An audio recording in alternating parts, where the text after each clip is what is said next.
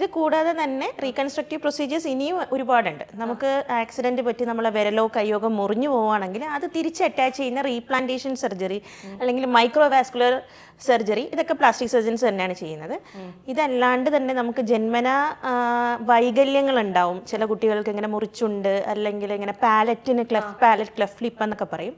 ഇത് കൂടാതെ നമ്മുടെ ഫിംഗേഴ്സ് എല്ലാം ഫ്യൂസ്ഡ് ആയിട്ട് കുട്ടികൾ ജനിക്കാറുണ്ട്, ചെവി ഇല്ലാണ്ട് ജനിക്കാറുണ്ട്. ഇങ്ങനെ ജന്മനുള്ള വൈകല്യങ്ങളും ട്രീറ്റ് ചെയ്യുന്നത് പ്ലാസ്റ്റിക് സർജൻസ് ആണ്. പക്ഷേ കോമൺ ആയിട്ട് എല്ലാവരും വിചാരിക്കുന്നത് പ്ലാസ്റ്റിക് സർജറി എന്ന് പറയുന്നത് കോസ്മെറ്റിക് സർജറി മാത്രമാണ്. പക്ഷേ കോസ്മെറ്റിക് സർജറി മാത്രമല്ല, ഇതല്ലാണ്ട് മേജർ വേറൊരു ഇമ്പോർട്ടൻ്റ് ആയിട്ട് പ്ലാസ്റ്റിക് സർജൻ ചെയ്യുന്നതാണ് ക്യാൻസർ റീകൺസ്ട്രക്ഷൻ. ക്യാൻസർ വന്നിട്ട് മുറിച്ചു മാറ്റുന്ന ഭാഗങ്ങൾ, ബ്രസ്റ്റ് ആണെങ്കിലും നമ്മളെ ഫേസ് ആണെങ്കിലും ഹെഡ് ആൻഡ് നെക്ക് റീജിയനിലുള്ള ക്യാൻസർ ആണെങ്കിലും ഇത് കഴിഞ്ഞിട്ട് റീകൺസ്ട്രക്റ്റീവ് പ്രൊസീജിയേഴ്സ് പ്ലാസ്റ്റിക് സർജൻസ് ചെയ്യാറുണ്ട്. ഇത് കൂടാതെ ഇനിയും ഉണ്ട്. പ്ലാസ്റ്റിക് സർജറി എന്ന് പറഞ്ഞു കഴിഞ്ഞാൽ ഒരു ദിവസം തന്നെ എടുക്കും. നമ്മുടെ തല മുതൽ കാലിൻ്റെ വിരലിൻ്റെ അറ്റം വരെ നമുക്ക് ചെയ്യാനുള്ള ഒരുപാട് പ്രൊസീജിയേഴ്സ് ഉണ്ട്.